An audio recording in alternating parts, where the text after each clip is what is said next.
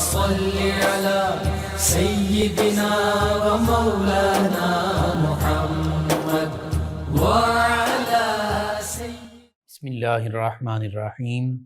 السلام علیکم ناظرین و سامعین کرام۔ پروگرام یاد الہی دیکھنے کے لیے، یاد الہی کے سابقہ تمام پروگرامز دیکھنے کے لیے، بالخصوص وظائف دیکھنے، سننے، جاننے اور پڑھنے کے لیے آپ ہمارے یوٹیوب چینل یاد الہی یعنی YEE_ILAHI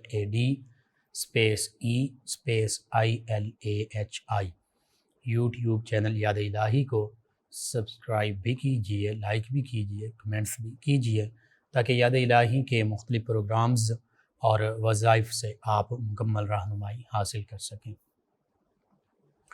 جی ناظرین و سامعین، پروگرام یاد الہی میں روزانہ عظیم ہستیوں کے تذکارے پاک کیے جاتے ہیں، اور اس کے ساتھ ساتھ کچھ ایسے موضوعات پر گفتگو ہوتی ہے جن سے آپ کو رہنمائی حاصل ہو۔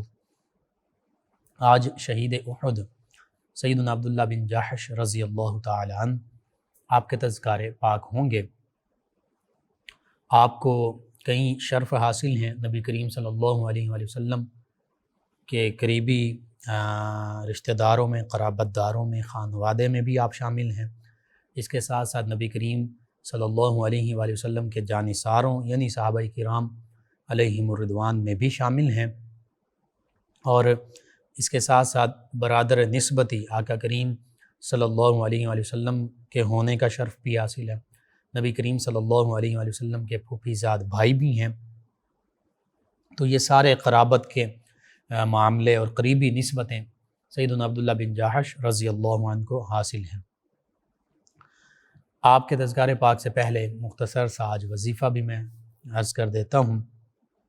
لا علاج امراض کا نبوی علاج، وہ امراض جن کو ہم لا علاج سمجھتے ہیں کہ اب ان کا علاج بھی مکمل علاج ممکن نہیں، ان کا علاج نبی کریم صلی اللہ علیہ وآلہ وسلم نے جو ارشاد فرمایا بہت اہم ہے تمام ویورز، تمام لسنرز کے لیے، تمام امت مسلمہ کے لیے۔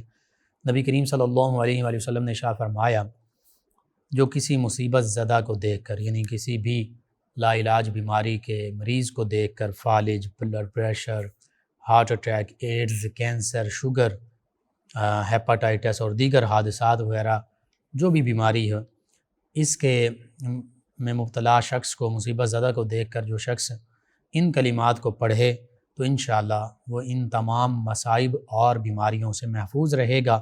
سنن ترمذی میں یہ کلمات موجود ہیں جو آقا کریم صلی اللہ علیہ وآلہ وسلم نے ارشاد فرمائے، سماعت کیجئے، ان کو اپنے معمول کا حصہ بنائیے۔ جب بھی کسی اللہ کے بندے کو مصیبت زدہ دیکھیں، بیماری میں مبتلا دیکھیں تو یہ کلمات پڑھیں۔ کیا کلمات ہیں؟ الحمدللہ الذی عافانی، الحمدللہ الذی عافانی مما ابتلاک بہ، مما ابتلاک بہ وفضلنی علی کثیر ممن خلق تفضیلا، وفضلنی علی کثیر ممن خلق تفضیلا۔ ترجمہ کچھ یوں ہے کہ سب تعریفیں، تمام حمد اللہ تعالیٰ کے لیے کہ جس نے مجھے اس بلا، اس مصیبت، اس مرض، اس پریشانی سے بچایا جس سے تجھے دوچار کیا، اور اپنی بہت سی مخلوقات پر مجھے فضیلت دی۔ تو یہ دعا پڑھ لیں اور اللہ پر کامل یقین رکھیں، انشاءاللہ اللہ تعالیٰ ان تمام مصیبتوں اور پریشانیوں سے محفوظ رکھے گا۔ امام احمد رضا خان قادری علیہ رحمہ آپ کا باقاعدہ واقعہ موجود ہے کہ غالباً برس کے حوالے سے یا کوئی اور بیماری تھی، آپ بیمار ہوئے تو لوگوں نے کہا کہ آپ کو یہ لا علاج بیماری ہے، اسی کے اثرات محسوس ہوتے ہیں۔ تو فرمایا مجھے یہ بیماری کبھی نہیں ہو سکتی۔ لوگ بڑے حیران ہوئے، بظاہر علامات وہی تھیں، اور بعد میں علاج بھی کیا گیا، اور بعد میں جب حکماء نے دیکھا تو انہوں نے کہا یہ وہ بیماری نہیں ہے۔ تو آپ سے لوگوں نے پوچھا کہ آپ نے کیسے پہلے ہی فرما دیا، پہلے ہی کہہ دیا کہ یہ بیماری مجھے نہیں ہو سکتی؟ تو انہوں نے فرمایا کہ اللہ کے بندوں، میں نے وہ دعا جو اللہ کے پیارے حبیب صلی اللہ علیہ وآلہ وسلم نے ارشاد فرمائی، یہی دعا یہ پڑھ لی تھی، اور اس بیماری میں مبتلا مریض کو دیکھ کر پڑھ لی تھی، تو مجھے اپنے پیارے حبیب صلی اللہ علیہ وآلہ وسلم کے کلمات، آپ کے ارشاد مبارکہ پر مکمل یقین تھا کیونکہ آپ نے فرما دیا تھا کہ جو کسی بھی مصیبت وبا بیماری میں مبتلا شخص کو دیکھ کر یہ دعا پڑھے گا پھر وہ ان بیماریوں مصیبتوں سے محفوظ رہے گا۔ تو انہوں نے فرمایا کہ میں نے تو وہ دعا ایسے اس بیماری کے مریض کو دیکھ کر پڑھ لی تھی، تو مجھے اللہ کے پیارے حبیب صلی اللہ علیہ وآلہ وسلم کے فرمان پر مکمل یقین ہے کہ مجھے یہ بیماری کبھی ہو ہی نہیں سکتی، اور حقیقت بھی یہی کہ آپ کو وہ بیماری نہیں تھی، وہ گلے کا غالباً آپ کا مرض نکلا، وہ بڑی بیماری نہیں تھی جس کے مریض کو دیکھ کر آپ نے یہ دعا پڑھ لی تھی۔ تو حقیقت یہ ہے اللہ اور اللہ کے پیارے حبیب صلی اللہ علیہ وآلہ وسلم کے فرامین مبارکہ پر کامل یقین رکھتے ہوئے جب ہم اللہ کے احکامات اور تعلیمات پر عمل پیرا ہوتے ہیں تو پھر یہ بیماریاں، یہ وبائیں، یہ امراض، یہ اللہ نے ان میں اثر رکھا ہے۔ جب اللہ اور اللہ کے حبیب صلی اللہ علیہ وآلہ وسلم فرما رہے ہیں کہ یہ پڑھ لو گے تو پھر تمہیں یہ بیماریاں، یہ وبائیں، یہ امراض، یہ مصیبتیں نہیں ہوں گی تو پھر انشاءاللہ نہیں ہوں گی۔ اس لیے اس وظیفے کو، اس دعا کو اپنے اوراد و وظائف کا حصہ بنائیے، اوراد و وظائف میں شامل کیجیے، خود بھی پڑھیے، اپنے بیوی بچے، اعزاء اقرباء، رشتہ دار، دوست احباب، پڑوسی، محلہ دار، امت مسلمہ ان تک بھی پہنچائیے۔ میرے آپ کے ہمارے بتانے سے اگر امت مسلمہ میں سے کسی بھی ہمارے مسلمان بہن بھائی، کسی مسلمان فرد کا فائدہ ہوتا ہے، انشاءاللہ یہ میرے آپ کے ہم سب کے لیے دین و دنیا آخرت میں بھلائی، فائدہ، نجات اور شفا کا باعث ہوگا۔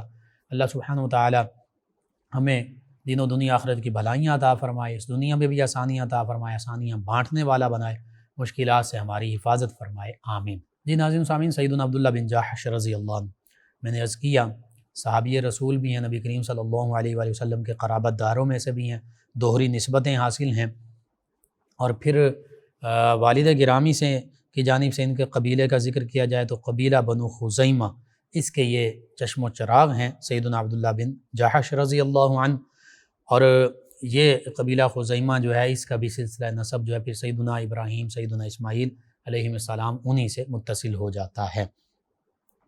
آپ کا اسم گرامی عبداللہ ہے، یہ بھی بڑی قابل غور بات ہے کہ اس سے یہ بھی پتہ چلتا ہے کہ خاندان قریش، خاندان بنو ہاشم، بنو ابراہیم، بنو اسماعیل، اس میں ایسے لوگ موجود تھے جو اللہ رب العزت کی وحدانیت پر ایمان اور ایقان رکھتے تھے، اسی لیے تو اپنے بیٹوں کے نام عبداللہ رکھ رہے ہیں، تو ان کا نام بھی عبداللہ، اور پھر اسی بات کو اگر نبی کریم صلی اللہ علیہ وآلہ وسلم کے والد گرامی اور دادا جان ان کی طرف منسوب کیا جائے اور دیکھا جائے اور غور کیا جائے تو پتہ چلتا ہے کہ سیدنا عبد المطلب رضی اللہ عنہ بھی دین ابراہیمی پر تھے، اور سیدنا عبداللہ رضی اللہ عنہ بھی دین ابراہیمی پر تھے، اسی لیے سیدنا عبد المطلب رضی اللہ عنہ نے اپنے صاحبزادے نبی کریم صلی اللہ علیہ وآلہ وسلم کے والد گرامی کا نام عبداللہ رکھا، اللہ کا بندہ۔ تو اس سے بھی پتہ چلتا ہے کہ وہ ہستیاں بھی ایمان والی ہستیاں تھیں، بالخصوص دین ابراہیمی کے پیروکار تھے۔ پھر آپ کی کنیت سیدنا عبداللہ بن جاحش رضی اللہ عنہ کی دیکھی جائے، کنیت ابو محمد ہے، یہ بھی دیکھیے نبی کریم صلی اللہ علیہ وآلہ وسلم کی نسبت سے کنیت، اور بیٹوں کے نام بھی رکھے جا رہے ہیں محمد، اور آقا کریم صلی اللہ علیہ وآلہ وسلم نے بھی اس نام کو پسند فرمایا اور فرمایا کہ جو میرے نام پر نام محمد یا احمد رکھے گا اس کو اس دنیا میں بھی برکتیں، اور پھر بالخصوص یہ فرمایا گیا کہ روز محشر وہ محمد نام کا جو بیٹا ہے وہ والدین کی بخشش کا ذریعہ بن جائے گا۔ بہرحال یہ نسبت بھی آپ کو حاصل، ابو محمد آپ کی کنیت ہے، اور آپ کا شمار میں نے عرض کیا کہ صحابہ کرام علیہم رضوان میں، تو کن صحابہ کرام علیہم رضوان میں؟ والسابقون الاولون من المہاجرین، ان صحابہ کرام علیہم رضوان میں آپ کا شمار ہے کہ جن کے بارے میں پھر آگے اللہ رب العزت اسی سورہ توبہ کی آیت مبارکہ 100 میں یوں بھی ارشاد فرماتا ہے کہ والسابقون الاولون من المہاجرین والانصار والذین اتبعوہم بإحسان رضی اللہ عنہم ورضوا عنہ وأعد لهم جنات تجری تحتها الانہار خالدین فیہا ابدا ذلک الفوز العظیم۔ اب اس آیت مبارکہ میں تفصیل میں جانے کا وقت نہیں ہے، اگر تفصیلی اس کی تفسیر بیان کی جائے تو صحابہ کرام علیہم رضوان اور انصار اور مہاجر صحابہ کرام، اور بالخصوص اولین ایمان لانے والے مہاجر اور انصار صحابہ کرام، اور پھر ان کے بعد دیگر تمام صحابہ کرام والذین اتبعوہم بإحسان میں دیگر بھی تمام کے تمام صحابہ کرام علیہم رضوان شامل ہیں، چاہے فتح مکہ سے پہلے ایمان لائے، چاہے فتح مکہ کے بعد ایمان لائے، اور پھر تابعین، تبع تابعین یہ بھی شامل ہیں، اور ہم جیسے گناہ گار بھی اگر عمدگی اور بھلائی اور نیکی کے ساتھ صحابہ کرام علیہم رضوان کی محبت کے ساتھ ان کی پیروی کرتے ہیں صحابہ کرام علیہم رضوان کی، تو پھر ہم جیسے گناہ گار بھی اس طبقے میں ان کے اتباع میں شامل ہو سکتے ہیں۔ اللہ تعالیٰ کی جانب سے خوشخبریاں ہمارے لیے بھی ان کے وسیلے سے ہو سکتی ہیں اگر ہم محبت کے ساتھ، عمدگی، بھلائی، نیکی کے ساتھ، ادب، احترام ان کا رکھتے ہوئے ان صحابہ کرام علیہم رضوان تمام کے تمام ان کی پیروی کریں، تو پھر اللہ رب العزت ان کے صدقے سے ہمیں بھی یہ بشارت عطا فرما رہا ہے۔ اور انہیں کن کے صدقے سے اور وسیلے سے ملی یہ بشارتیں؟ انہیں نبی رحمت صلی اللہ علیہ وآلہ وسلم کے وسیلے اور صدقے سے یہ تمام خوشخبریاں مل رہی ہیں۔ کیا ہیں خوشخبریاں؟ اللہ رب العزت نے ارشاد فرمایا کہ جو سب سے پہلے، سب سے آگے، سب سے بڑھ چڑھ کر ایمان لانے والے ہیں، چاہے وہ مہاجر صحابہ کرام ہیں، چاہے وہ انصار صحابہ کرام ہیں، اور فرمایا پھر ان کے بعد جو ان کی پیروی کرنے والے بھلائی کے ساتھ، احسان کے ساتھ، نیکی کے ساتھ، فرمایا ان سب کے لیے اللہ تعالیٰ رضی اللہ عنہم ورضوا عنہ، فرمایا اللہ ان سب سے راضی اور یہ سب اللہ سے راضی۔ اللہ نے اپنی رضا ان صحابہ کرام علیہم رضوان کو عطا فرما دی، اور اللہ کی رضا سے بڑھ کر اور کیا ہو سکتا ہے؟ جنہیں اللہ کی رضا اور خوشنودی مل جائے، یعنی جن کا اللہ ہو جائے، پھر ساری کائنات ان کی ہو جاتی ہے۔ یہ صحابہ کرام علیہم رضوان کی شان ہے۔ اور پھر اللہ رب العزت نے فرما دیا والذین اتبعوہم بإحسان، جو احسان، عمدگی، بھلائی، اچھے انداز کے ساتھ، محبت کے ساتھ ان کی پیروی بھی کر لے گا، اللہ فرما رہا ہے اللہ ان سے بھی راضی، اور وہ قیامت تک آنے والے تمام مسلمان اس میں شامل ہیں، اور اللہ ان سے راضی اور وہ تمام کے تمام مسلمان اللہ سے راضی، یعنی اللہ کے حبیب صلی اللہ علیہ وسلم پر ایمان لائے، صحابہ کرام علیہم رضوان کی محبت کے ساتھ، ادب احترام کے ساتھ پیروی کی، تو اللہ فرما رہا ہے ان سے بھی اللہ راضی اور یہ بھی اللہ سے راضی۔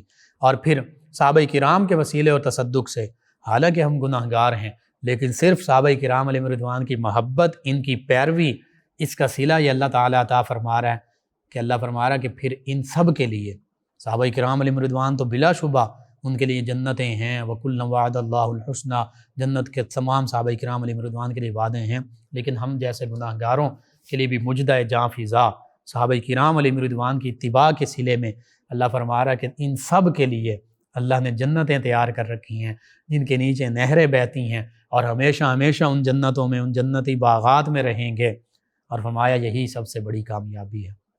آج ہر بندہ مومن، ہر انسان، اور بالخصوص مسلمانوں کی بات کریں تو ہر بندہ مومن یہی چاہتا ہے کہ مجھے کامیابی مل جائے، اور کامیابی کے ہم نے اپنے اپنے معیار بنا رکھے ہیں۔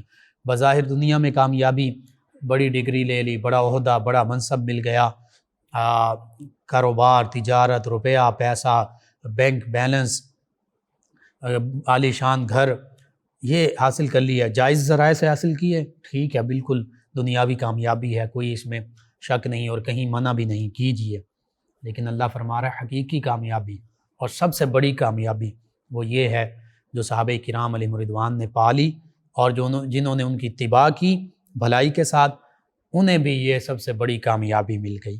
تو پتہ چلا آج بھی اگر سب سے بڑی کامیابی، فوز عظیم کامیابی، گریٹ سکسیس کوئی پانا چاہتا ہے تو پھر اسے نبی کریم صلی اللہ علیہ وآلہ وسلم اور نبی کریم صلی اللہ علیہ وآلہ وسلم کے صحابہ کرام علیہم رضوان کی پیروی کرنا پڑے گی، ان سے محبت، ادب کا رشتہ استوار کرنا پڑے گا۔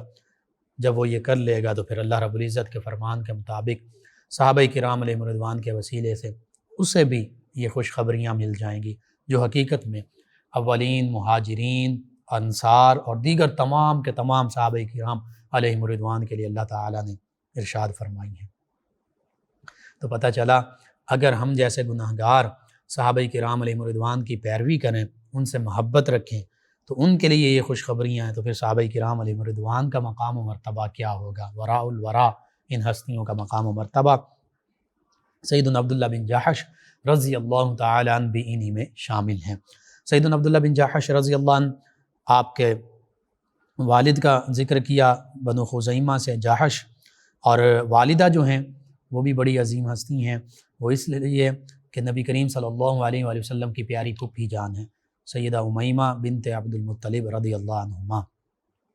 تو اس رشتے سے، اس ناطے سے سیدنا عبداللہ بن جاحش رضی اللہ عنہ نبی کریم صلی اللہ علیہ وآلہ وسلم کے پھوپھی زاد بھائی ہیں، اور آقا کریم صلی اللہ علیہ وآلہ وسلم سیدنا عبداللہ بن جاحش رضی اللہ عنہ کے ماموں زاد بھائی ہیں۔ یہ ایک نسبت۔ اس سے آگے چلیے ایک اور نسبت بھی نبی کریم صلی اللہ علیہ وآلہ وسلم سے بہت قریبی انہیں حاصل ہے، وہ یہ ہے کہ جیسے سیدنا عبداللہ رضی اللہ عنہ، سیدنا عبداللہ بن عبد المطلب رضی اللہ عنہما، یہ سیدنا عبداللہ بن جاحش رضی اللہ عنہ کے ماموں جان ہیں، اسی طرح سیدنا امیر حمزہ رضی اللہ عنہ یہ سیدنا عبداللہ بن جاحش رضی اللہ عنہ کے ماموں جان ہیں۔ اور بعض روایات میں یہ بھی ہے کہ سیدنا امیر حمزہ رضی اللہ عنہ ان کے رضائی بھائی بھی ہیں، لیکن ماموں اس پہ تو کوئی کسی کا اختلاف بھی نہیں ہے، ماموں جان ہیں سیدنا امیر حمزہ رضی اللہ عنہ، یعنی سیدنا امیر حمزہ رضی اللہ عنہ کے بھانجے، سگے حقیقی بھانجے ہیں سیدنا عبداللہ بن جاحش رضی اللہ تعالی عنہ۔ اور پھر والسابقون الاولون من المہاجرین، ان کو یہ شرف حاصل، اور پھر ایک اور شرف یہ حاصل ہے والسابقون الاولون من المہاجرین میں ایسے شامل ہوئے کہ ابھی آقا کریم صلی اللہ علیہ وآلہ وسلم نے دار ارقم میں ابھی آپ تشریف نہیں لے گئے، دار ارقم میں خفیہ اسلام کی تبلیغ نبی کریم صلی اللہ علیہ وآلہ وسلم فرمایا کرتے تھے، ابتدائی ابھی دور ہے اظہار نبوت فرمانے کے بعد، کفار مکہ اور دیگر معاملات، ان کے ظلم و ستم، تو ابھی خفیہ طور پر اسلام کی تبلیغ فرما رہے ہیں۔ اس خفیہ دار ارقم میں تبلیغ فرمانے سے پہلے ہی سیدنا عبداللہ بن جاحش رضی اللہ عنہ اسلام لا چکے تھے، ایمان کی دولت پا چکے تھے۔ پھر نبی کریم صلی اللہ علیہ وآلہ وسلم کے ہر موقع پر انہوں نے ساتھ دیا، کفار مکہ کے ظلم و ستم بھی برداشت کیے، اور ان کے حوالے سے موجود ہے، تذکرہ نگاروں نے لکھا کہ زمانہ جاہلیت میں بھی کہ جب کچھ لوگ، بلکہ اکثر لوگ کہہ لیجئے، کچھ لوگ اس وقت بھی دین ابراہیمی کی تعلیمات پر عمل پیرا تھے اور شراب نوشی، بت پرستی سے دور تھے، جس میں سیدنا ابوبکر صدیق رضی اللہ عنہ بھی شامل ہیں، دیگر صحابہ کرام علیہم رضوان بھی شامل ہیں، ان میں سیدنا عبداللہ بن جاحش رضی اللہ عنہ بھی شامل ہیں۔ یہ زمانہ جاہلیت میں بھی پاک باز تھے، نیک فطرت تھے، ہر قسم کی فرسودہ رسومات، بت پرستی، ان معاملات سے دور رہتے تھے۔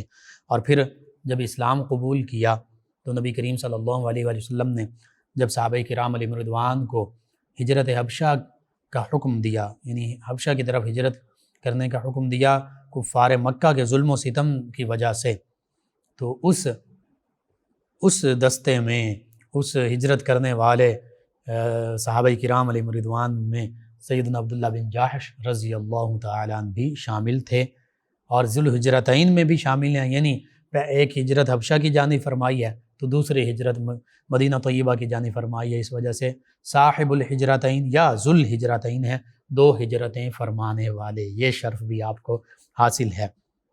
اور پھر نبی کریم صلی اللہ علیہ وآلہ وسلم کے حکم پر دوسری ہجرت مدینہ طیبہ کی جانب بھی فرمائی، اور جب مدینہ طیبہ ہجرت کر کے یہ آتے ہیں تو پھر سیدنا عبداللہ بن جاحش رضی اللہ عنہ انہوں نے ایک بڑا عالی شان خوبصورت مکان مکہ المکرمہ میں تیار کروایا تھا۔ جب یہ ہجرت مدینہ طیبہ کی جانب کر کے آئے تو انہیں پتہ چلا کہ مکہ مکرمہ میں ان کے مکان پر ابو جہل نے قبضہ کر لیا ہے۔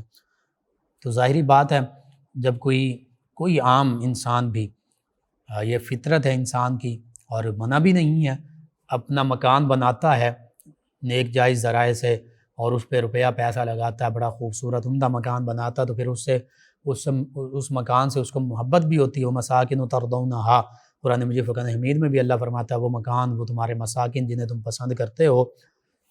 تو پتہ چلا کہ انسان کی فطرت میں جو مکان انسان بناتا ہے اس سے محبت ہوتی ہے، انسیت ہوتی ہے، اور بالخصوص اتنی محنت سے بنایا ہو، اور پھر صحابی رضی اللہ عنہ نے بنایا، اور پھر اس پر مسلمانوں کا دشمن، جانی دشمن، نبی کریم صلی اللہ علیہ وسلم کا دشمن ابو جہل قبضہ کر لے تو دلی تکلیف ہوئی، آپ کو رنجیدہ خاطر ہوئے۔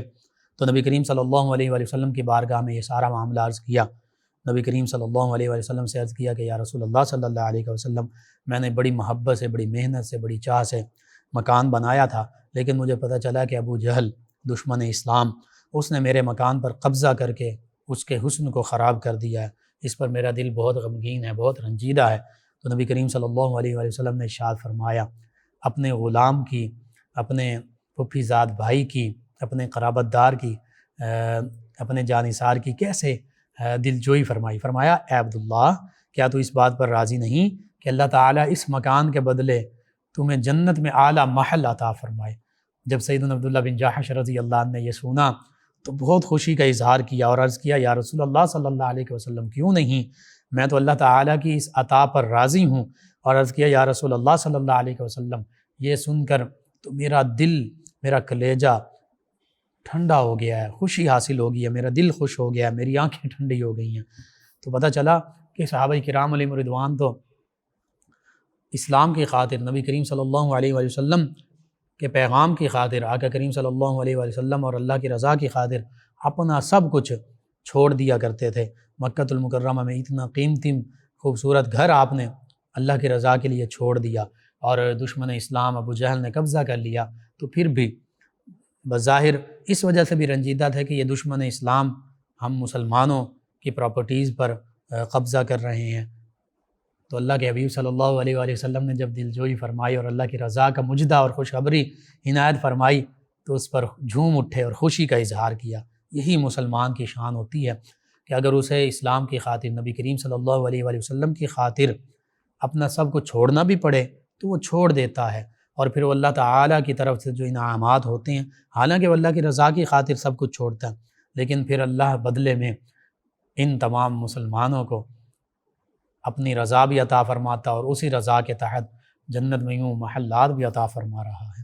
اور اسی سورہ توبہ میں اللہ فرماتا ہے ان اللہ اشتری من المؤمنین انفسهم واموالهم بان لهم الجنہ یقاتلون فی سبیل اللہ۔ آگے تسلسل کے ساتھ اللہ فرماتا ہے کہ ایمان والے تو وہ ہیں کہ بے شک اللہ تعالیٰ نے ان ایمان والوں سے جنت کے عوض میں ان کے مالوں، ان کے جانوں کا سودا کر لیا ہے۔ یہ اللہ کے راستے میں جہاد کرتے ہیں، قتال کرتے ہیں، کافروں کو قتل کرتے ہیں، خود بھی شہید کر دیے جاتے ہیں۔ اور فرمایا ان کے لیے تو یہ اللہ تعالیٰ کی طرف سے خوشخبریاں اور وعدے جو ہیں یہ تورات میں بھی ہیں، انجیل میں بھی ہیں، قرآن میں بھی ہیں۔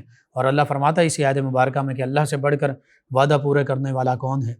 تو اللہ تعالیٰ نے تو ان صحابہ کرام علیہم رضوان اور ان کی اتباع کرنے والوں کے لیے جگہ جگہ مختلف صورتوں میں، مختلف پاروں میں، مختلف آیات بینات میں خوشخبریاں ہی خوشخبریاں عطا فرمائی ہیں، خوشخبریوں سے نوازا ہے۔ اور حقیقت یہ ہے کہ بعد از انبیاء کرام علیہ السلام سب سے بڑھ کر جن کے لیے اللہ تعالیٰ کی رضا، خوشنودی اور خوشخبریاں ہیں اللہ تعالیٰ کی طرف سے، وہ یہی جماعت صحابہ کرام علیہم رضوان ہی تو ہیں۔ ان سے بڑھ کر کون ہے جس نے انبیاء کرام علیہ السلام کے بعد اللہ کے راستے میں قربانیاں دی ہوں؟ یہ ہستیاں اہل بیت کرام علیہم رضوان، یہ ہستیاں جنہیں نبی کریم صلی اللہ علیہ وآلہ وسلم کی قربت، معیہ، رفاقت حاصل رہی، انہوں نے غزوہ بدر اس پر گواہ ہے، غزوہ احد گواہ ہے، غزوہ احزاب جسے غزوہ خندق کہتے ہیں، غزوہ تبوک، غزوہ خیبر، غزوہ حوازن، غزوہ طائف، یہ ساری غزوات اس پر گواہ ہیں کہ صحابہ کرام علیہم رضوان نے ہر لمحہ، ہر موقع پر، ہجرت حبشہ، ہجرت مدینہ طیبہ گواہ ہے اس پر، ہر چیز قربان کر دی۔ اور پھر اہل بیت کرام علیہم رضوان بھی ان میں شامل ہیں، آپ بھی اہل بیت کرام میں، خانواد نبوت میں، قرابت داروں میں شامل ہیں۔ پھر سیدنا امام حسن حسین رضی اللہ عنہما، اسی طرح یہ تسلسل ہے تمام ہستیوں کا۔ بہرحال سیدنا عبداللہ بن جاحش رضی اللہ عنہ اللہ اور اللہ کے حبیب صلی اللہ علیہ وآلہ وسلم کی طرف سے عطا ہونے والی تمام خوشخبریوں پر راضی رہتے تھے۔ پھر سیدنا عبداللہ بن جاحش رضی اللہ عنہ جب مدینہ طیبہ ہجرت کر کے تشریف لاتے ہیں، آپ کا پورا خاندان اسلام بھی قبول کیا اور مدینہ طیبہ کی جانب ہجرت بھی کی پورے خانوادے نے، تو پھر سیدنا عاصم بن ثابت رضی اللہ عنہ جو انصاری صحابی، ان کے ساتھ آقا کریم صلی اللہ علیہ وآلہ وسلم نے ان کو رشتہ اخوت میں جوڑ دیا، ان دونوں ہستیوں کو بھائی بھائی قرار دیا۔ تو آپ رضی اللہ عنہ نے اس مواخات کے رشتے کو پھر خوبصورت انداز کے ساتھ نبھایا، اور یہ تمام صحابہ کرام علیہم رضوان کا ترہ امتیاز ہے، چاہے انصاری صحابی ہیں یا مہاجر صحابی ہیں، تمام صحابہ کرام علیہم رضوان آپس میں بھائی بھائی بن کر رہے۔ اور اس اخوت کو اسی مواخات مدینہ طیبہ سے ہم سمجھ سکتے ہیں، انما المؤمنون اخوہ فاصلحوا بین اخویکم واتقوا اللہ لعلکم ترحمون۔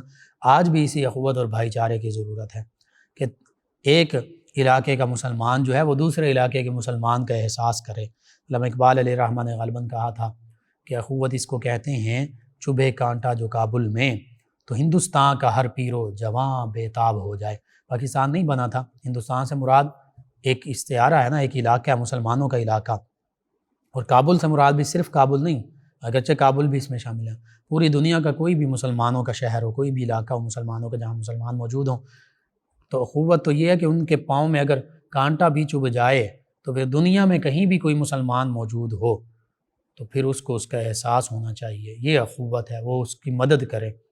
آج یہاں پر ہم دیکھتے ہیں مسلمان دور کیا جائیں، مملکت اسلامیہ پاکستان میں، چولستان میں، تھر میں، ریگستان کے علاقوں میں ہمارے مسلمان بچے وہ پیاس سے مر رہے ہیں، مسلمان خواتین، بوڑھے، پھر جانور۔ اسلام تو ایسا دین تھا کہ جانوروں کو بھی تکلیف پہنچانے سے منع کرتا ہے، ایسا دین ہے، لیکن یہاں تو جانور تو دور کی بات، انسان جو ہیں ان کی زندگیاں جانوروں سے بدتر ہو چکی ہیں۔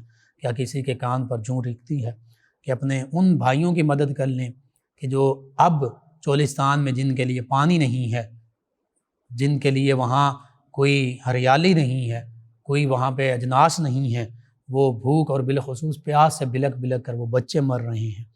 تھر کے ریگستان میں یہی معاملہ ہوتا ہے، لیکن ہمیں احساس ہی نہیں ہے۔ ہم اپنے پاکستان کے لوگوں کی مدد نہیں کر سکتے، ہم کشمیر اور پھر عراق اور شام اور فلسطین میں کہاں جا کر کیسے مدد کریں گے؟ ہمارے تمام اسلامی ممالک کے حکمران، تمام اسلامی ممالک کی افواج اور عوام کہاں ہیں؟ ہر ایک اپنے اپنی بساط کے مطابق ان لوگوں کی مدد کر سکتا ہے، لیکن احساس ہی نہیں ہے۔ ہم اپنے مفادات، اپنے معاملات، اپنی عیاشیوں میں کھوئے ہوئے ہیں، ڈوبے ہوئے ہیں، غرق ہیں۔ لیکن صحابہ کرام علیہم رضوان کی شان دیکھیے، کیسے اخوت کا مظاہرہ کیا کہ اگر ایک مہاجر بھائی، ان کے پاس کچھ بھی نہیں ہے، اپنا گھر بھی، 2 گھر ہیں تو انصاری صحابی نے 1 گھر دے دیا، اسی طرح 2 بیویاں ہیں تو فرمایا کہ ایک بیوی کو میں طلاق دیتا ہوں، جسے آپ پسند کریں آپ اس سے عقد کر لیں۔ اس سے بڑھ کر تاریخ انسانی، تاریخ اسلام تو ہے ہی، تاریخ انسانی میں برادرہڈ کی، بھائی چارے کی، اخوت کی کوئی مثال ہی نہیں دے سکتا۔ آج انہی مثالوں کو اپنانے کی ضرورت ہے۔ آج میں تو چاہتا ہوں کہ میرا بینک بیلنس بڑھے، میرا روپیہ پیسہ بڑھے، میری دولت بڑھے، لیکن میں یہ نہیں چاہتا کہ میرے بھائی، سگے بھائی کے حوالے سے آج ہمارے خون سفید ہو چکے ہیں، میں یہ نہیں چاہتا کہ میرا بھائی جو ہے اس کو اس میں سے میں کچھ دے دوں یا اس کو بھی اپنے ساتھ شامل کر لوں، نہیں۔ حقیقی بھائیوں کے ساتھ ہمارا یہ بے حسی کا معاملہ ہو چکا ہے، تو پھر جو ہمارے مسلمان بھائی تھے ان کے حوالے سے پھر ہماری سوچ کیا ہوگی؟ وائے ناکامی متاع کارواں جاتا رہا، کارواں کے ہاتھ سے احساس زیاں جاتا رہا۔ ہم نے اپنے قافلے کو تو ہمارا قافلہ لٹ گیا، متاع کارواں، کارواں کا سامان ہم سے لٹ گیا، لیکن اس کارواں کی فکر تو دور کی بات، احساس زیاں، احساس ہی ختم ہو گیا کہ ہم سے ہمارا متاع زیست لٹ گیا، ہمارا ایمان کی دولت کو چھینا جا رہا ہے مختلف فورمز پر، ہمارے احساس کی دولت کو چھینا جا رہا، قوت کے جذبے کو ختم کر دیا گیا۔ کیا کیا روئے جائیں، کتنے معاملات ہیں، کس کس چیز کا ہم رونا روئیں۔ حقیقت یہ ہے کہ مسلمان اسی وجہ سے تباہ و برباد ہو گئے۔ بظاہر ہم نمازیں بھی بڑی پڑھتے ہوں گے، لمبے نفل بھی ہم پڑھتے ہوں گے، نوافل بھی ادا کرتے ہوں گے، بظاہر ہم صدقہ خیرات بھی ہو سکتا ہے کرتے ہوں، لیکن اس طرح نہیں جس طرح حق ہے کہ تمام لوگوں تک ان کے حقوق پہنچائے جائیں۔ بظاہر دیگر عبادات بھی کرتے ہوں گے، لیکن کیا اپنے مسلمان بھائیوں کا احساس کر رہے ہیں پاکستان میں اور پاکستان سے باہر؟ اللہ ماشاء اللہ چند ایک لوگ ہوں گے جو کہیں اپنی بساط کے مطابق، لیکن حقیقت یہ ہے کہ ہر ایک اپنے اپنے مفادات کے پیچھے لگا ہوا ہے۔ ایک پاکستانی ایک مسلمان سے لے کر اس کو جتنے مرضی لیول تک بڑھاتے جائیے، بڑے سے بڑے لیول تک لے جائیے، اجتماعی طور پر بھی یہی معاملات ہیں۔ بہرحال سیدنا عبداللہ بن جاحش رضی اللہ عنہ، آپ نے ساری زندگی آقا کریم صلی اللہ علیہ وآلہ وسلم کی جانثاری میں گزاری۔ اس جانثاری کے 2 مواقع جو ہے وہ آپ دیکھیے، 2 مرحلے دیکھیے۔ غزوہ بدر حق و باطل کے درمیان پہلا معرکہ، غزوہ احد حق و باطل کے درمیان دوسرا بڑا معرکہ۔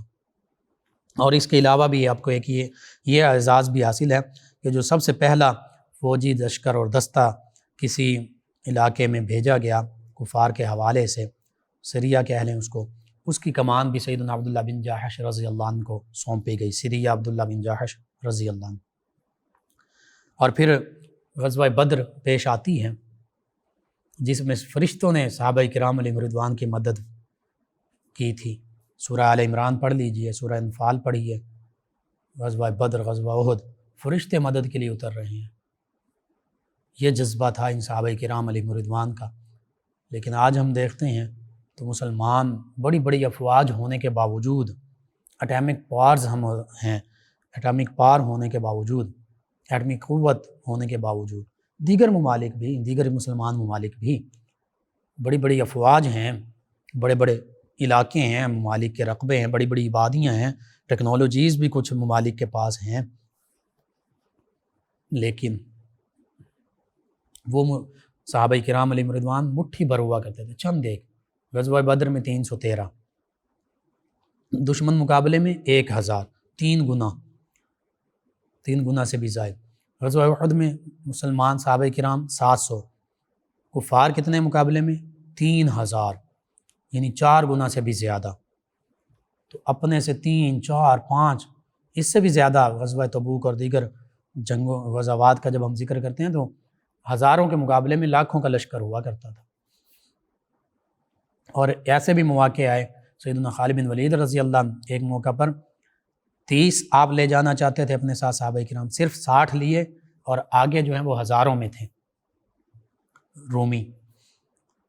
تو وہ تو فضائے بدر پیدا کر فرشتے تیری نصرت کو اتر سکتے ہیں گردوں سے، قطار اندر قطار اب بھی۔ وہ ایمانی جذبہ پیدا ہو، صحابہ کرام علیہم رضوان کی اتباع ہو، اسی محبت کے انداز کے ساتھ، اسی ایمانی جذبے کے ساتھ، اسی شوق شہادت کے جذبے کے ساتھ، شوق جہاد کے جذبے کے ساتھ، تو پھر دیکھیے کیسے اللہ رب العزت ہر محاذ پر فتح و نصرت عطا فرماتا۔ پھر کیسے کشمیر فتح نہیں ہوگا، کیسے فلسطین فتح نہیں ہوگا، کیسے شام اور یمن کے معاملات بہتر نہیں ہوں گے، پھر آذربائیجان کی طرح کاراباخ کا علاقہ واپس ملے گا، پھر افغانستان کی طرح افغانستان سے امریکی سامراج واپس چلا جائے گا۔ لیکن شرط وہی ہے، جذبہ جہاد، شوق شہادت، جو صحابہ کرام علیہم رضوان نے اپنایا۔ سیدنا عبداللہ بن جاحش رضی اللہ عنہ غزوہ بدر میں اس شان سے آتے ہیں کہ غزوہ بدر میں لڑتے ہوئے زخمی بھی ہوتے ہیں اور کفار مکہ کو بھی واصل جہنم بھی کر رہے ہیں اور ان کو بھی نقصان پہنچا رہے ہیں۔ تو انہی صحابہ کرام علیہم رضوان کی بدولت، ان کے جذبہ جہاد کو اللہ رب العزت نے، جذبہ شوق شہادت کو دیکھتے ہوئے اللہ تعالیٰ نے صحابہ کرام علیہم رضوان کو غزوہ بدر میں فتح و نصرت سے نوازا۔ پھر غزوہ احد کہ غزوہ بدر کی شکست کا بدلہ لینے کے لیے کفار مکہ جو ہیں وہ مدینہ طیبہ کی جانب بڑھ رہے ہیں، اور احد کے میدان میں انہوں نے پڑاؤ ڈالا ہے۔ نبی کریم صلی اللہ علیہ وآلہ وسلم 700 جانثاروں کے ساتھ تشریف لے گئے، 300 منافقین بھی تھے عبداللہ بن ابی کے ساتھ، وہ واپس چلے گئے بہانہ بنا کر کہ ہماری بات نہیں مانی گئی، مدینہ طیبہ کے اندر رہ کر ہم لڑتے، قلعہ بند ہوتے۔ لیکن اللہ کے نبی صلی اللہ علیہ وآلہ وسلم نے زیرہ پہن لی اور جنگ کی تیاری فرما لی، تو آپ نے فرمایا کہ اب یہ اللہ کے نبی کو زیب نہیں دیتا کہ وہ جنگ کے لیے تیار ہو جائیں اور پھر پیچھے ہٹ جائیں، یہ اللہ کے نبی کو زیب نہیں دیتا۔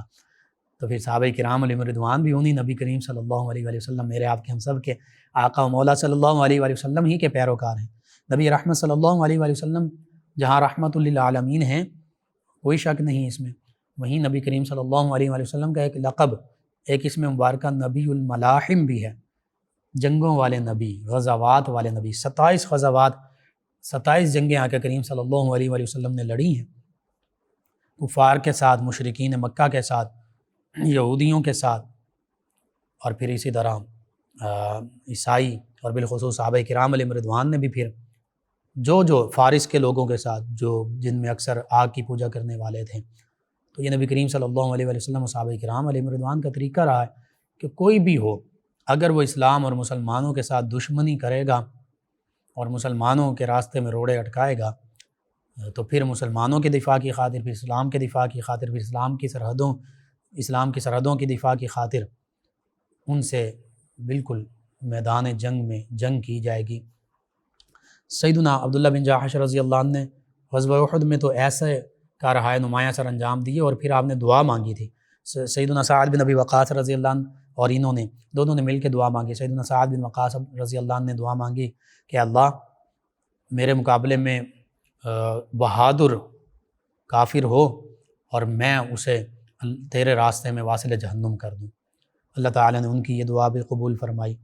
انہوں نے غزوہ احد کے دوران کافروں کو واصل جہنم کیا، بڑے بڑے سورماؤں کو، بڑے بڑے بظاہر طاقتور جنگجو کفار کو، اور انہوں نے اس موقع پر یہ دعا مانگی تھی، اللہ میرے مقابلے میں بھی سخت جنگجو بہادر کافر آئے اور میں اس سے لڑوں، وہ مجھ سے لڑے، تیرے راستے میں قتال کروں، جہاد کروں، جنگ کروں، بالآخر میں تیرے ہی راستے میں شہید کر دیا جاؤں تیری رضا کی خاطر، تیرے حبیب صلی اللہ علیہ وآلہ وسلم کی رضا کی خاطر، اور پھر وہ کافر میرا مسئلہ کریں، میرے جسم کے اعضاء کو کاٹ دیں، اور اس حالت میں تیری بارگاہ میں سرخ روح ہو کر حاضر ہو جاؤں۔ سیدنا سعد بن ابی وقاص رضی اللہ عنہ فرماتے ہیں کہ جب ہم دونوں نے یہ دعا مانگی، میری دعا بھی اللہ نے قبول فرمائی، اور عبداللہ بن جاش رضی اللہ عنہ کو ہم نے دیکھا کہ یوں ہی بہادری کے ساتھ کفار مکہ کے ساتھ لڑتے جا رہے ہیں، بالآخر ایک جنگجو نے، ایک مکہ کے کافر جنگجو نے سیدنا عبداللہ بن جاش رضی اللہ عنہ کو شہید کر دی، اور شہید کرنے کے بعد آپ کا مسئلہ کیا گیا، کان، ناک، جسم کے اعضاء کاٹے گئے اور ایک لڑی میں ان کو پرویا گیا۔ تو فرمانے لگے سیدنا سعد بن ابی وقاص رضی اللہ عنہ کہ میری دعا سے ان کی دعا بہتر تھی، کہ اللہ کے راستے میں شہادت کا مقام پایا، انہوں نے یہ دعا کی، شہادت کی، اور ساتھ یہ دعا کی کہ اللہ کی رضا کی خاطر میرا مسئلہ کیا جائے، میرے اعضاء کاٹ دیا جائے، میں اس حالت میں اللہ کی بارگاہ میں حاضر ہو جاؤں۔ یہ صحابہ کرام علیہم رضوان کا جذبہ جہاد، جذبہ شوق شہادت ہوا کرتا تھا۔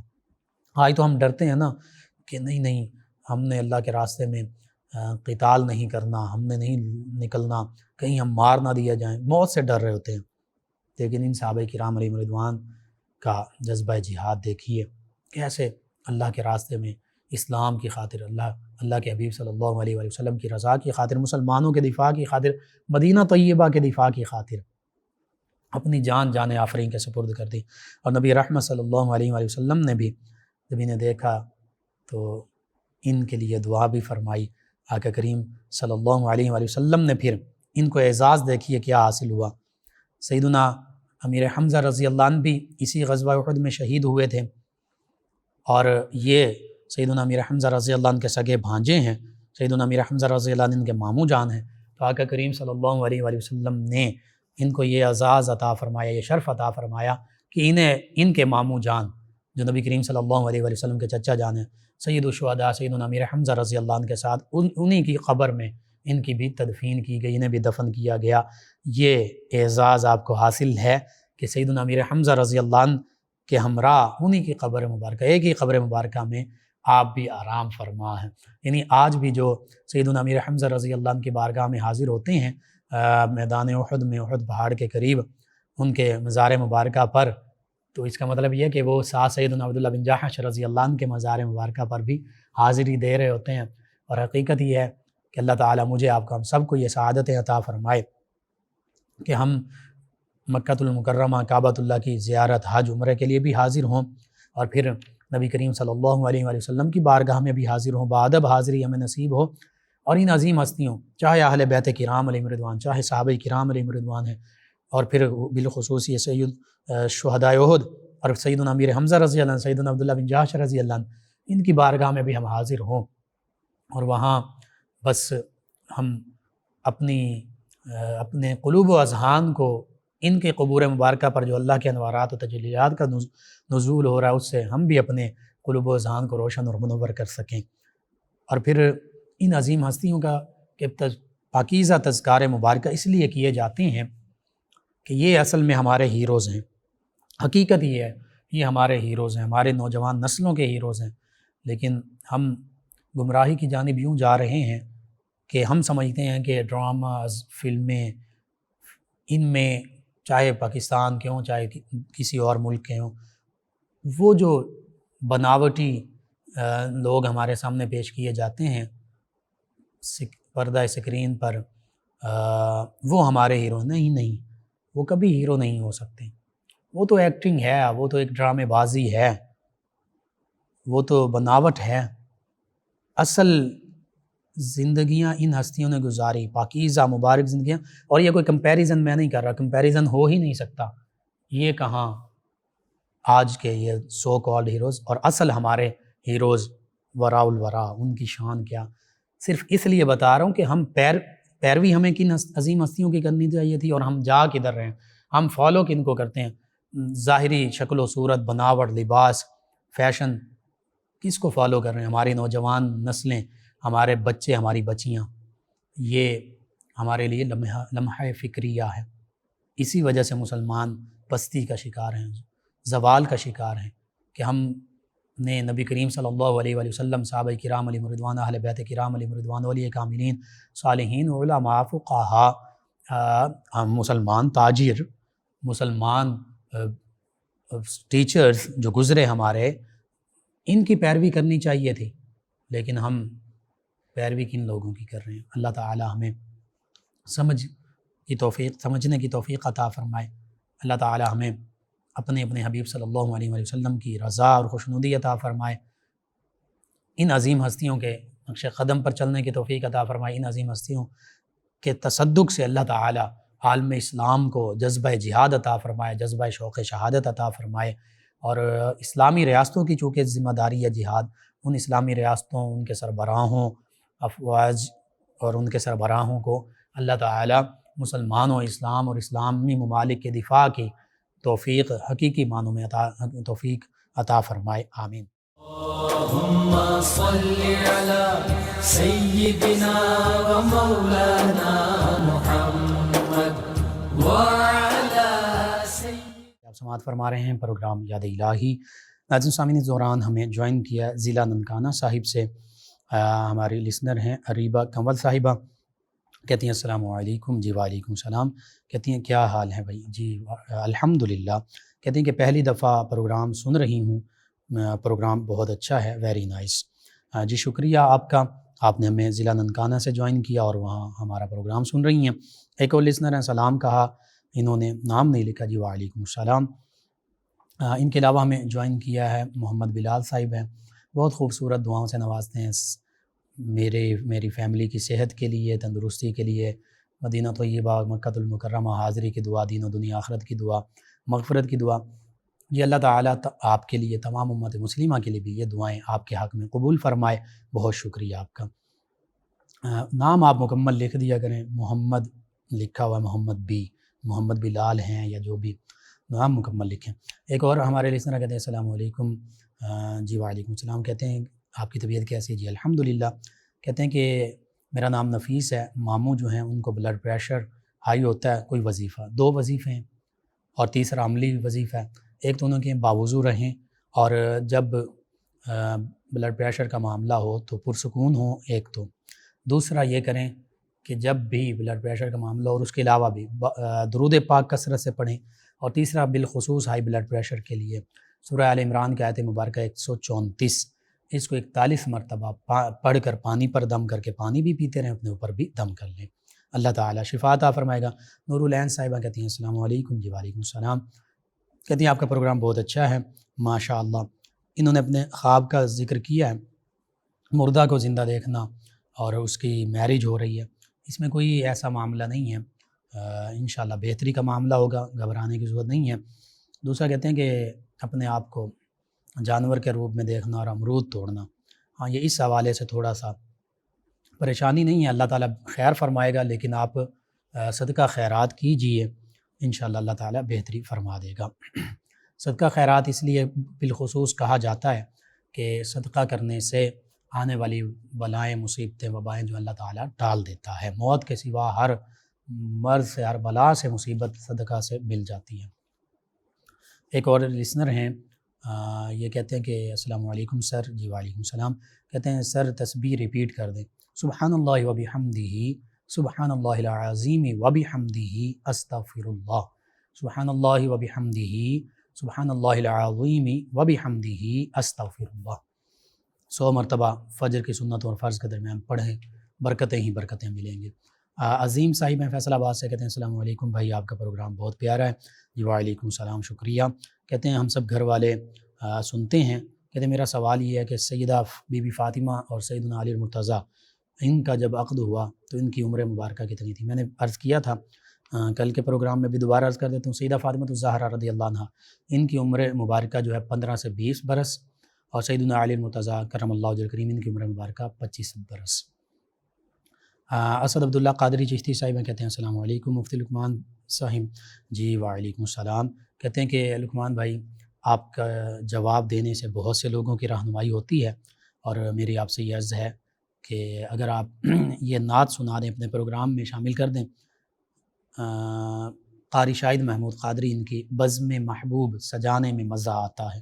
جی انشاءاللہ ہم کوشش کریں گے اپنے کسی پروگرام میں شامل کریں، اور اس کے ساتھ ساتھ ہماری جو نعت کی نشریات ہوتی ہے 1 سے 2 بجے دن میں، اس کو سماعت کیجیے۔ ہم کوشش کریں گے اگر ہمیں یہ کلام ملا تو اس میں شامل کر لیں۔ ان کے علاوہ ہمارے ایک اور لسنر ہیں، کہتے ہیں السلام علیکم لقمان بھائی، کیسے ہیں آپ؟ جی وعلیکم السلام، الحمدللہ۔ کہتے ہیں کہ آپ کا پروگرام بہت اچھا ہے، اور آپ ایک وظیفہ بتا دیں، بچے ضد بہت کرتے ہیں۔ جی بچوں کے ضد کے حوالے سے ایک تو سورہ یاسین پانی پر دم کر کے پڑھ کر انہیں پلا دیں، یا سورہ یاسین کے حوالے سے وہ ایک چھوٹا سی کوزہ ملتا ہے، وہ بھی اس میں پانی ڈال کر دم کر کے پلایا جا سکتا ہے۔ اور اس کے ساتھ ساتھ یا شہیدو، جب بچے سوئے ہوئے ہوں، آسمان کی جانب سر کر کے 21 مرتبہ یا شہیدو پڑھیں انشاءاللہ، اور ان پر دم کر دیں، اللہ تعالیٰ بہتری فرما دے گا۔ ایک اور لسنر ہیں، انہوں نے کہا بھائی مجھے وظیفہ بتا دیں، پیپر ہونے والے ہیں تمام سٹوڈنٹس کے لیے۔ سیدنا فتاح صلی اللہ علیہ وآلہ وصحبہ وبارک وسلم، سیدنا فتاح ہر فرض نماز کے بعد 47 مرتبہ پڑھیے، اللہ سے دعا کیجیے، انشاءاللہ دین و دنیا آخرت کے تمام امتحانات میں اللہ تعالیٰ کامیابیاں عطا فرمائے گا۔ ساتھ تیاری بھی کیجیے، وہ دوا ہے، یہ دعا ہے، دونوں سنتیں نبوی ہیں۔ نادیہ صاحبہ کہتی ہیں السلام علیکم بھائی، کیسے ہیں آپ؟ جی وعلیکم السلام، الحمدللہ۔ کہتے ہیں پروگرام ہمیشہ کی طرح بہت اچھا ہے، اللہ پاک آپ کو ہمیشہ خوش رکھے، سلامت رکھے، آمین۔ جی اللہ تعالیٰ آپ کو، تمام امت مسلمہ کو دین و دنیا آخرت کی بھلائیاں عطا فرمائے، سلامتیاں عطا فرمائے۔ شکریہ آپ کا، تمام ویورز کا، تمام لسنرز کا۔ محمد شہزاد صاحب ہیں، کہتے ہیں آپ کا پروگرام بہت اچھا ہے، اور نماز جمعہ کا طریقہ بتا دیں ظہر کی نماز کے ساتھ۔ جی میں نے پہلے بھی عرض کیا، دوبارہ عرض کر دیتا ہوں۔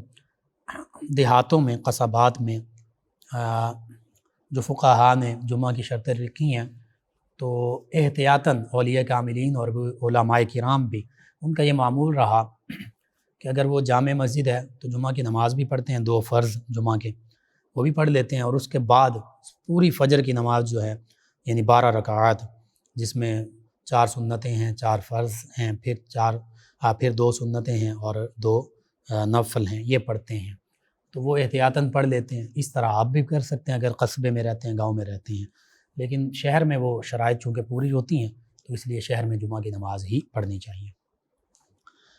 ان کے علاوہ ہمیں جوائن کیا ایک اور ہمارے لسنر ہیں، انہوں نے کہا کہ امتحان میں کامیابی کے لیے آسان سا وظیفہ۔ جی میں نے بھی عرض کر دیا، سیدنا فتاح صلی اللہ علیہ وآلہ وصحبہ وبارک وسلم۔ عبدالعزیز صاحب ہیں، سیدہ مریم سلام اللہ علیہ کی والدہ کا نام انہوں نے پوچھا ہے۔ جی غالباً حنا نام ہے، لیکن اس کو میں دوبارہ دیکھ کے آپ کو دوبارہ کسی پروگرام میں مجھے یاد رہا تو ضرور عرض کر دوں گا۔ حفیظ الرحمان صاحب ہیں جھنگ سے، یہ کہتے ہیں کہ میرا نام حفیظ الرحمان ہے، جھنگ سے میں بات کر رہا ہوں، اور سلام کہا۔